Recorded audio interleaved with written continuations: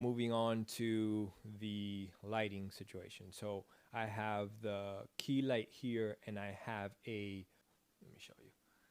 I have the box on it to diffuse the light. Look, to diffuse the light, so it's softer light. If I take it off, it's going to be much harsher light. I'll take it off in a little bit so you can see the difference.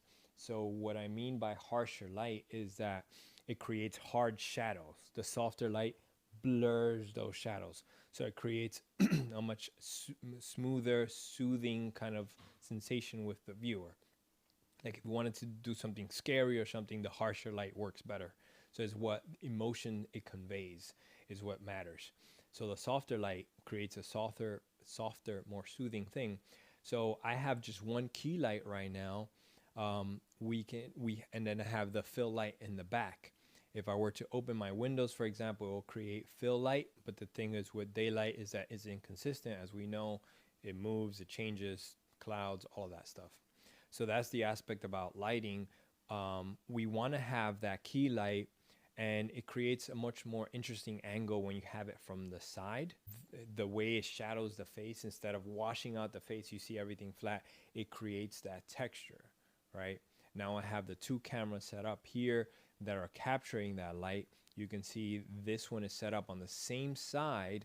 The other camera is set up on the same side as the light source, because if I were to put it on this side, it will be on the shadow side, and it'll create those dark shadows that it just looks like the background is lit, like when you when you take a picture with the sun behind you, you're muted and everything outside behind you is bright. So that's why. The ambient light tends to be dimmer. I'm using the different colors to create kind of the mood. You can associate the color theory concept of, like, if we want to associate anger and so on and so forth, we can do different lights, colors in terms of that.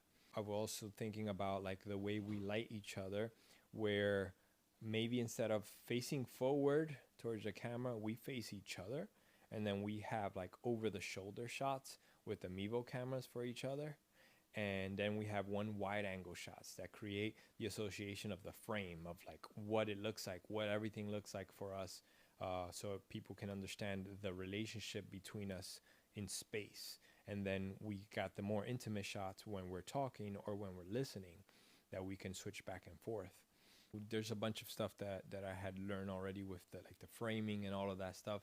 So spending a little bit more time with that, I think is important to have something that we're more proud of in terms of the post-production aspect. Because I look at the shit that we did and I'm like, I don't want to edit this. I want to do it again. But we're not going to do that because we're going to just keep pumping things out. But yeah, that's what I learned. And this is Rances signing off as your personal cloud.